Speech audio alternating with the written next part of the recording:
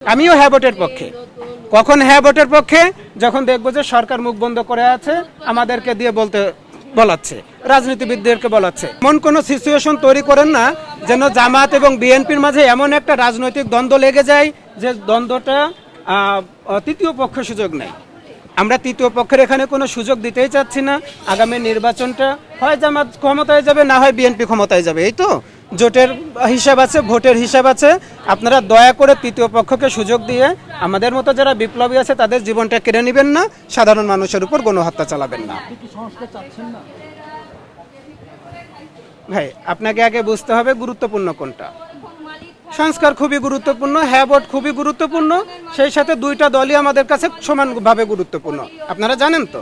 ভাই, প্রথমেই আপনাদেরকে এই প্রশ্নের উত্তরটা দিয়েই শুরু করেছি যে আমরা জামাত ইসলামকে, তারা যে দল করেছে, জোট করেছে, তারা নতুন রাজনীতিবিদদেরকে দেখতে চায়, নতুন বাংলাদেশকে দেখতে চায়, ইনক্লুসিভ রাজনীতিকে দেখতে চায়। তার জন্য আমরা জামাত ইসলামকে সাধুবাদ জানাই।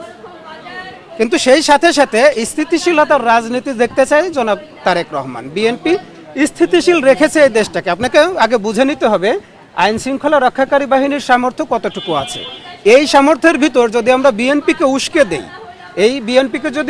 দেই, এবং সেই সাথে সাথে আছে কিন্তু জাতীয় পার্টি, যাদের নিবন্ধন কিন্তু এখনো বাতিল হয় নাই, 14 দলের কিছু বিষয় কিন্তু রয়ে গেছে।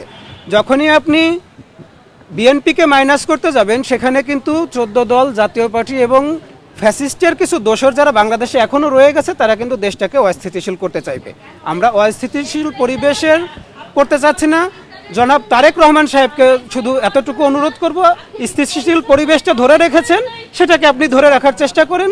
এবং জামাতকে আমরা এই বার্তাটা দিয়ে দিতে চাচ্ছি যে আপনারা যে পরিবর্তনের রাজনীতিটা করতে চাচ্ছেন, ইনক্লুসিভ রাজনীতিটা করতে চাচ্ছেন, এটাকে আপনারা করে যান। হ্যাঁ না ভোটের এই ফরম্যাটে এসে কোনোভাবেই যেন জামাত এবং বিএনপি রাজনৈতিকভাবে দ্বন্দ্বে না জড়িয়ে পড়ে।